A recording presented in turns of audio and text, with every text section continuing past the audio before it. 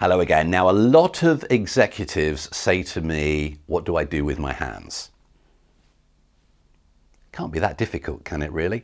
But people are never quite sure what to do with their hands. And when they're lacking in confidence, they're sometimes like this, or they're like this. And that tends to make you hunched and smaller. And actually what we want are people to be more engaged and bigger, because that makes them look more impactful on the stage. So I have a couple of really simple tips. And in this particular session, my word, I'm going to give you one of my secrets that I absolutely love, and people always take away and say that was one of the most memorable bits of my sessions. That sounds a bit pretentious, doesn't it? But it's true, people do say it. And it's so simple, but it makes a difference. Okay, in a moment, I am going to show you on this screen a picture of a fish. And what I want you to do is just show me how big that fish is. Okay, it's a really simple exercise. Right, ready? Here we go. How big is this fish?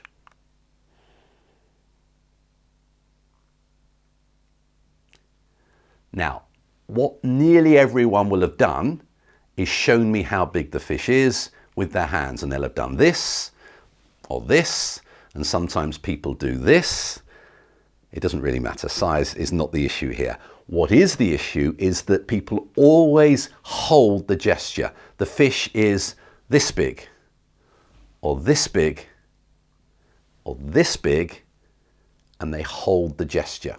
And that's what we want to bring into play when we're presenting. We don't want disposable gestures, because anything which distracts detracts from the performance. What we need are proper gestures that are held like the fish, and typically for about 3 seconds adds the most power and impact. And let me give you some examples. Okay, really nice fish. Another fish. And perhaps one of the best fish examples of all time, Mr. Obama, President Obama with a big fish. So what we need to do is have the gesture that is held. I've got 2 magic gestures which I talk about. I'll put the next one in the next video, but this one I simply call the fish. And what I want you to do now is go away and think about practicing telling a story. Remember my story I had earlier on about my daughter, the communicator, and when we were on the banks of the Zambezi in Zambia.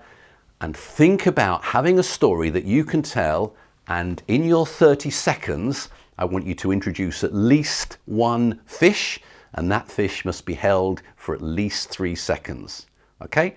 And if you do that, please send me the videos through. I'd love to have a look at them, and I'll respond whenever I can. But now we practice on the fish.